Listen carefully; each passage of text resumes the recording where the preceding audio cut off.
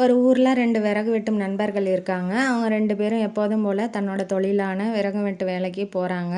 அதில் ஒருத்தர் நிறைய விறகு வெட்டுறாரு, இன்னொருத்தர் கொஞ்சம் அதை விட கம்மியாக விறகு வெட்டுறாரு. அவர் எவ்வளோ பிரயத்தனம் போடுறாரு, முயற்சி பண்ணுறாரு. ஆனால் தன்னோட நண்பன் வெட்டுற அளவுக்கு தன்னால் வெட்ட முடியலையே அப்படின்னு சொல்லி ரொம்ப கவலைப்படுறாரு. அதனால் ஒரு நாள் என்ன பண்ணிடுறாரு, வாயை திறந்து கேட்டுறாரு, எப்படி உன்னால் மட்டும் இவ்வளோ வேகமாகவும் நிறையாவும் விறகு வெட்ட முடியுது அப்படின்னு சொல்லிட்டு.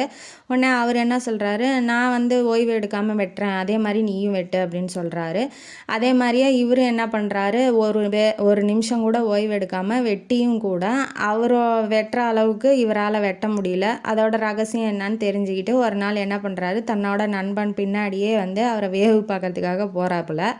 நண்பனும் அவர்கிட்ட சொல்கிற மாதிரியே விடாமல் வெட்டிக்கிட்டு தான் இருக்கான். ஆனால் ஓய்வும் எடுக்கிறாரு. ஓய்வு எடுக்கிற நேரத்தில் கூட கோடாரியை என்ன பண்ணுறாருன்னா தீட்டிகிட்டு இருக்காரு கூர்மையாக. அப்போ தானே சீக்கிரமாக வெட்ட முடியும், நிறைய மரங்களும் கிடைக்கும்.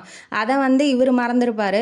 நிறைய மரங்கள் கிடைக்கணும் அப்படிங்கிற ஒரே குறிக்கோளோட இவர் கோடாரியை தீட்டுறதை மறந்துட்டார். அதே மாதிரி தான் வாழ்க்கையில் ஒரு செயலை செய்யும் போது அந்த செயலை எப்படி எல்லாத்துக்கிட்டையும் கொண்டு போய் சேர்க்கணும், நல்லபடியாக செஞ்சு முடிக்கணும் அப்படிங்கிறதுல மட்டும் குறிக்கோளாக இல்லாமல் அதை என்ன செஞ்சால் எல்லாத்துக்கிட்டையும் போய் சேரும் அப்படிங்கிற ஒரு புத்தியும் யூஸ் பண்ணோம்.